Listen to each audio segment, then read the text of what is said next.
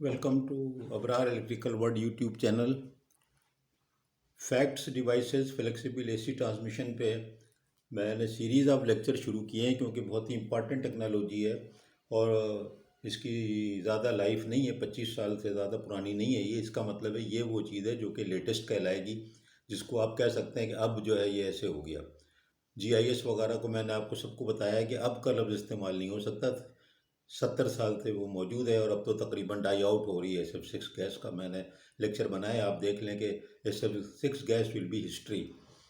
तो ये अब जो है इस पे तो अप्लाई हो सकता है, जो मैंने अब पे भी लेक्चर दिया हुआ है कि अब क्या होता है। तो ये जो चीज़ है ये सिर्फ इतनी पुरानी है, फैक्ट्स जैसे कि 1991 में इसका स्टार्ट हुआ और अभी ये दुनिया में सैकड़ों की तादाद में तो हैं, लेकिन हज़ारों में नहीं, और पाकिस्तान में तो हैं ही नहीं। तो ये जो डिवाइसेस हैं इसके ऊपर मेरे बहुत से लेक्चर हैं, सबको आप पढ़ेंगे तो रफ्ता रफ्ता कंसेप्ट क्लियर होगा। मैंने बहुत आसान किस्म से उर्दू में, आसान अंग्रेज़ी में इन चीज़ों को समझाने की कोशिश की है, मुख्तलिफ़ तरीक़ों से क्लासरूम सेटिंग में। और मैंने पावर पॉइंट पे बना करके ड्राइंग्स और राइटअप के थ्रू भी सब चीज़ों को समझाया। अब हर एक तो बड़े बड़े वीडियोस भी हैं, 20-20 मिनट के भी आप देखेंगे हैं, लेकिन मेरी ये हैबिट है कि मैं छोटे छोटे वीडियो बनाता हूँ। तो इसमें भी मैंने ये किया है, इसके छोटे छोटे कंसेप्ट हैं ना, उनको अलग अलग अलग अलग बयान कर रहा हूँ। और बहुत से वीडियो छोटे छोटे 5-7 मिनट के। अब ये देखें कि ये मैंने एक छोटी सी मैंने बना दिया कि कंपनसेशन पे। अब मेरे आप लेक्चर देखेंगे तो कितने टाइप के होते हैं। अब किसी बुक में कुछ, किसी में कुछ, किसी में कुछ, कोई गलत तो नहीं है ना।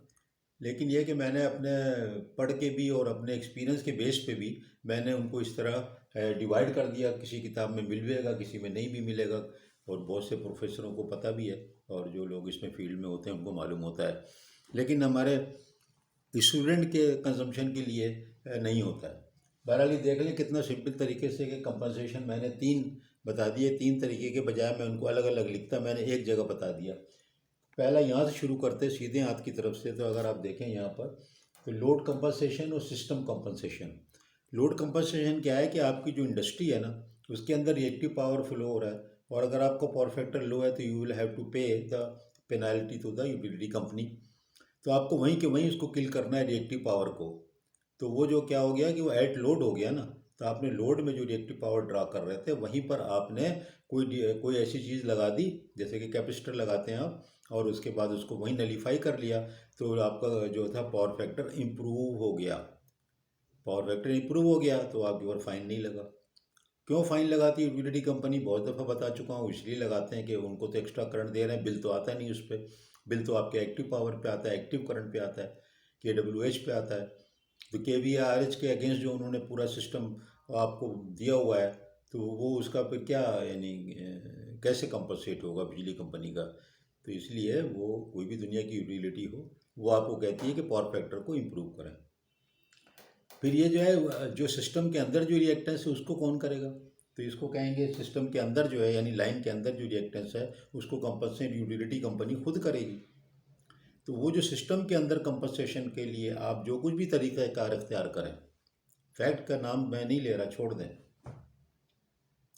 तो वो जो तरीका कार होगा वो उसको कहेंगे हम सिस्टम कंपनसेशन। वो मिसाल सब स्टेशन, ग्रिड स्टेशन में यूटिलिटी कंपनीज खुद लगाती है ना रिएक्टिव पावर के लिए कंट्रोलर वगैरह, यानी कि कैपेसिटर वगैरह, या जो भी सिस्टम करें वो, तो वो खुद लगाते हैं ना वो लोग। तो वो अपने सिस्टम को वो की ओवरलोडिंग को कम करने के लिए, स्टेबिलिटी बढ़ाने के लिए, ट्रांजिएंट स्टेबिलिटी इंप्रूव करने के लिए, वोल्टेज प्रोफाइल इंप्रूव करने के लिए जो उनकी जिम्मेदारी है, यानी कि जो इलेक्ट्रिक सप्लाई कंपनी की जिम्मेदारी है, उसके लिए वो जो एक्शन लेते हैं, वो सारे के सारे एक्शन जो हैं वो अगर सिस्टम के लिए ले रहे हैं तो सिस्टम कंपनसेशन हो गया। सिस्टम में इंडक्टिव रिएक्टिव जो करंट है, पावर है, उसको कंपनसेट कर रहे हैं बाय यूटिलाइजिंग और इंस्टॉलिंग सम डिवाइसेस या सम इक्विपमेंट या सम काइंड ऑफ कैपेसिटेंस या रिएक्टर या जो भी करें।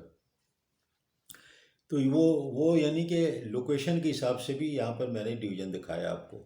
अब जो है ये वाला देखें। अब जाहिर है कि जब आप कंपनसेशन करते हैं तो आप कैपेसिटेंस ही लगाते हैं ज़्यादातर, तो ज़्यादातर तो वो कैपेसिटेंस होते हैं, लेकिन रिएक्टर भी होते हैं। बहरहाल यहाँ पे मैं वो बात नहीं कर रहा, मैं ये बात कर रहा हूँ कि सीरीज़ में भी लग सकते हैं, वो शंट में भी। आप एक लाइन है ना, सिस्टम कंपनसेशन करना है, आप कैपेसिटेंस को कैपेसिटर्स को आप उसके सीरीज़ में लगा दें लाइन के, जैसे बहुत सी चीज़ें लगी हुई हैं। तो उसके बाद वो जो है दोनों करंट के एक दूसरे को कैंसिल करेंगे, लाइन के ऊपर जो रिएक्टिव करंट कम हो जाएगा या ज़ीरो हो जाएगा, तो आपकी लाइन के अंदर कैपेसिटी निकल आएगी। तो या आप शंट में लगा दें, तो शंट में जो है आप वोल्टेज करंट इंजेक्ट करते हैं, और वो जो है वो आप उस ब्रांच से जो करंट आएगा वो उनको कैंसिल कर देगा। तो दोनों की अलग अलग थ्योरी है, दोनों को अलग अलग हम पढ़ेंगे भी, मैंने बनाए हुए लेक्चर। तो ये एक और टाइप से मैंने कैटेगराइज कर दिया। और ये भी हो सकता है कि आप जो है सीरीज़ और शंट दोनों को मिला के लगाएं, यानी दोनों चीज़ें लगा दें। ये हो सकता है कि सीरीज़ में भी कुछ चीज़ लगा दें और शंट में भी कोई चीज़ लगा दें, पूरा सिस्टम है ना, कहीं पे सीरीज़ कहीं पे शंट, कहीं एक ही जगह पे शंट और सीरीज़। तो ये कंबाइंड भी हो सकता है। इसी तरह यहाँ मैंने कंबाइंड नहीं लिखा क्योंकि ये इंडस्ट्री वाला और ये सिस्टम वाला, ये तो सिस्टम वाला ये इंडस्ट्री में जो है, और ये बिजली कंपनी, यूटिलिटी कंपनी, वो तो कंबाइंड नहीं करेंगे, वो बहुत जगह पे लगा सकते हैं। तो मैंने बहुत यहाँ पे लिखा, कंबाइंड नहीं लिखा। ये कंबाइंड हो सकता है क्योंकि एक ही ऑनर जो है वो ये दोनों चीज़ें करेगा, तो वो कंबाइंड सिस्टम में कर लेगा, कंबाइन कर लेगा दोनों को। फिर ये देखें एक और तरीका कंपनसेशन का, कि चाहे ये वाला हो या ये वाला हो, चाहे ये हो चाहे ये भी हो। ये तो खैर लोकेशन है, ये वाला टेक्निकल ले लें, टेक्नोलॉजी वाइज है, ये तो लोकेशन है। इस लोकेशन पे आप शंट में भी लगा सकते हैं, सीरीज़ में भी, शंट में, सीरीज़ में, कैपेसिटर, इंडक्टर, जो चाहे लगाओ। ये जो है ये हो गई बेसिक जो है चीज़ आप लगा रहे हो इक्विपमेंट, तो ये हो गया ना सीरीज़ या शंट में जो चीज़ लगेगी वो हो गया ना इक्विपमेंट। असल चीज़ तो ये है, इसीलिए मैंने इसको बीच में बना दिया कि ये इधर भी लगेगी, ये इधर भी यही चीज़ है। अब इन दोनों को लगाने के दो तरीके हो सकते हैं, या तो पैसिव और या एक्टिव।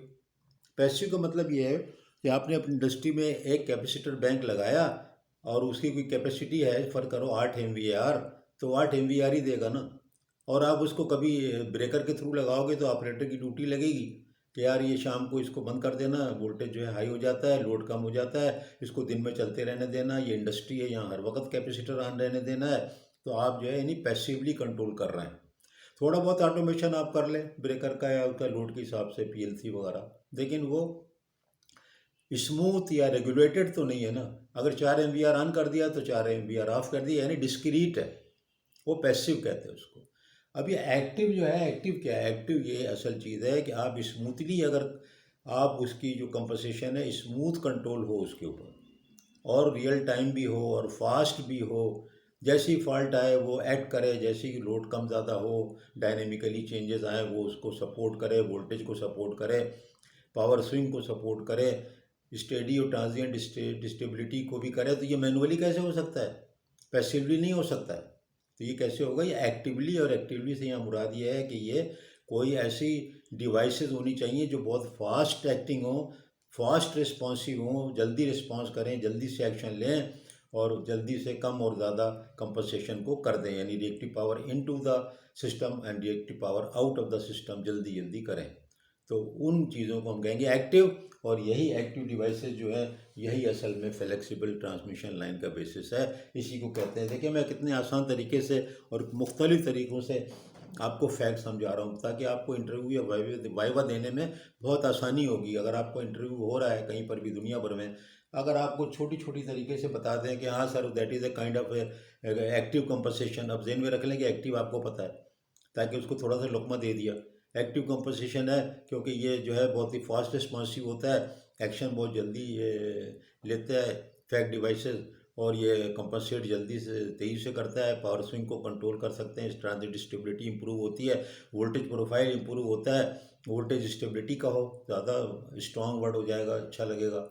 फिर अगर वो उसमें से लुकमा दे तो आप जो अल्फा इस्तेमाल किए वो मतलब समझो, कि वोल्टेज स्टेबिलिटी कह दिया तो वोल्टेज स्टेबिलिटी, हाँ भी वोल्टेज स्टेबिलिटी क्या है वो बताओ। वोल्टेज स्टेबिलिटी ये है कि वोल्टेज एक सर्टेन लिमिट में होना चाहिए कस्टमर के पॉइंट ऑफ व्यू से, और जो वोल्टेज ड्रॉप होता है वो रिएक्टेंस की वजह से होता है कस्टमर के पास, तो उसको एक सर्टेन लिमिट ±5% अगर है उसके अंदर होना चाहिए, उससे बाहर जाएगा तो फिर उसके लिए आपको कोई तरीका होना चाहिए इम्प्रूवमेंट का, वरना वो फिर एक्सेप्टेबल नहीं होगा। तो वो हो गया। उसमें एक्टिव क्या होता है? एक्टिव की मिसाल दे दें कि जैसे सर हम लोग लगाते हैं कैपेसिटर के बैंक्स लगते हैं, हम उसको मैकेनिकली ऑन ऑफ करते हैं, वो बहुत स्लो रिस्पांस होता है, रिस्पांस होता ही नहीं है। हम जो डेटे की मदद से उसको जो है वो कंट्रोल करते हैं, ऑन ऑफ करते हैं, मैकेनिकल स्विच होते हैं, टाइम काफ़ी लगता है, लेकिन वो खुद एक्टिवली रिस्पॉन्स करके एक्टिवली एनर्जी को फीड नहीं करते सिस्टम में, ना उससे लेते हैं। तो अगर कोई ऐसी डिवाइस हो जो कि फास्ट रिस्पॉन्सिव हो, खुद ही सेंस कर ले कि यार कितनी एनर्जी रिएक्टिव चाहिए और कितनी नहीं चाहिए, तो वो आपस में दे भी सके और ले भी सके सिस्टम से, तो वो बहुत ज़बरदस्त चीज़ होगी। उसी को कहते हैं फ्लेक्सिबल एसी ट्रांसमिशन, फैक्ट्स इसका नाम। और ये चैलेंज कर रही है डीसी ट्रांसमिशन को, क्योंकि हम जब एसी ट्रांसमिशन जो एग्जिस्टिंग है, जो कि लाखों माइल्स दुनिया भर में फैला है, अगर उसके अंदर हम ये फैक्ट डिवाइसेस लगा के, अगर आप मेरे दूसरे लेक्चर देखें, पावर जो है कैपेसिटी 30-40% आप हाई कर सकते हैं, यानी गुंजाइश निकाल सकते हैं, तो नेटवर्क एक्सपेंशन की ज़रूरत ही नहीं हो जाती, डिले हो जाता है, अरबों करोड़ों डॉलर जो है बच सकते हैं। इसलिए फ्लेक्सिबल एसी ट्रांसमिशन का इस्तेमाल करते हैं। मैं हर चीज़ की थोड़ी सी समरी कर देता हूँ, ताकि जो भी कोई एक चीज़ देख ले तो उस स्टूडेंट को सारी चीज़ें इंटरव्यू के हिसाब से मालूम हो जाए। बहुत बहुत शुक्रिया।